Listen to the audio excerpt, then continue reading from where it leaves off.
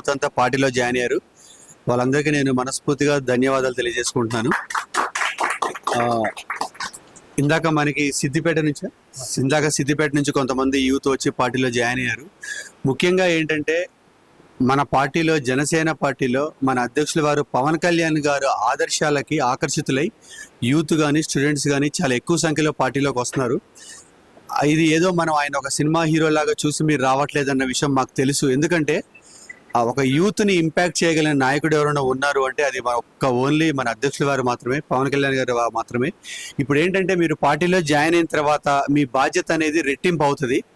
మీరందరూ సత్యనారాయణ గారి నాయకత్వంలో మన అధ్యక్షుల వారి భావజాలాన్ని అందరి అంటే మీ ఫ్యామిలీస్ కానీ మీ ఫ్రెండ్స్ కానీ తీసుకెళ్ళి అసలు జనసేన పార్టీలోకి ఎందుకు జాయిన్ అవ్వాలి, మన పార్టీ మిగతా రాజకీయ పార్టీలకు తేడా ఏంటి అనేది మీరు చెప్పగలగాలి. దానికి ముందు మీరందరూ నేర్చుకోవాల్సింది ఏంటంటే మన పార్టీ ఒక సిద్ధాంతాలు, అవి అక్కడ మనకి ఎప్పుడూ ఆ వాల్ మీద ఉంటాయి. ఈ సిద్ధాంతాలని మీరు ఫస్ట్ అవగాహన చేసుకోగలగాలి, వాటిని మీరు అర్థం చేసుకోగలగాలి. చేసుకుంటేనే మీరు వేరే వాళ్ళకి చెప్పగలరు.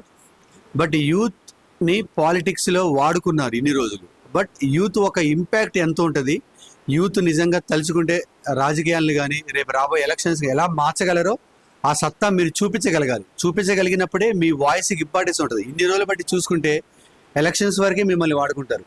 ఎలక్షన్స్ తర్వాత మీతో ఎవరు మాట్లాడరు, మీకు ఇంపార్టెన్స్ ఉండదు, మీ ఉద్యోగాల గురించి మాట్లాడరు, మీకు రావాల్సిన ప్రాముఖ్యత గురించి మాట్లాడరు. బట్ మీ వాయిస్ అనేది ఎంత స్ట్రాంగో రేపు 28 ఎలక్షన్స్లో మీరు చూపించగలగాలి. ఎందుకంటే మనకి తెలుసు మన పక్క రాష్ట్రంలో యూత్ తలుచుకుంటే 30 సంవత్సరాలు 40 సంవత్సరాల చరిత్ర ఉన్న 2 పార్టీల్ని తీసి పక్కన పెట్టేసి కొత్త వ్యక్తి సీఎం వచ్చింది. అది మీ చేతిలోనే ఉంటుంది. ఎందుకంటే ఈరోజు సోషల్ మీడియాలో మీరు ఇచ్చే వాయిస్ చాలా మందికి రీచ్ అవుతుంది. ఎందుకంటే మీరు చెప్పేది మీ ఇంట్లో వాళ్ళతో పాటు మీ ఫ్రెండ్స్తో పాటు మీకు ఒక 5 years జనరేషన్ అటు ఇటు కూడా మీ వాయిస్తో ఇంపాక్ట్ అవ్వగలరు. రేపు 30% ఓటింగ్ వాళ్ళకు ఉంది. అది ఇంపాక్ట్ చేయగలిగే సత్తా మీకు ఉంది. కాబట్టి నా రిక్వెస్ట్ ఏంటంటే రేపటి నుంచి మీరు పాలసీస్ మీద కూర్చోండి. ఎటువంటి పాలసీస్ మనం తెలంగాణలో తీసుకురావాలి యూత్కి కానీ. ఎందుకంటే మీరు ఒకటే అడగాల్సింది ఏంటంటే 25 kgs బియ్యం కాదు, మాకు 10 kgs ఫ్యూచర్ ఇవ్వండి అనేది మీరు మాట్లాడగలగాలి. అలా మాట్లాడిన రోజే మనం కొత్త రాజకీయాలకు నాంది పలకగలం. సో ఆ రెస్పాన్సిబిలిటీ మీ మీద ఉంది, అది తీసుకోండి. ఒక సోషల్ మీడియాలోనే కాకుండా ప్రతి దగ్గర మీ ఇంపాక్ట్ ఏంటో చూపించగలగండి. మీరు ఏదైనా మాట్లాడేటప్పుడు దాని గురించి అవగాహన చేసుకొని మాట్లాడండి. ఒక రీసెర్చ్ చేయండి, అసలు ఏంటి సబ్జెక్ట్ ఏంటి, దీనికి ముందు ఏం జరిగింది, మనం ఏం మాట్లాడాలి. మనం నిజాల వరకే తీసుకెళ్దాం. మనం ఎవరిని ఒక వ్యక్తిని టార్గెట్ చేసి మనం మాట్లాడద్దు, సమస్యని టార్గెట్ చేసి మాట్లాడదాం. అది మీ అందరూ చేస్తారని ఆకాంక్షిస్తూ సత్యనారాయణ గారి నాయకత్వంలో యూసఫ్గూడ డివిజన్లో జూబ్లీస్ కాన్స్టిట్యున్సీలో మీరు ఇంకా బలంగా ఎదగాలి.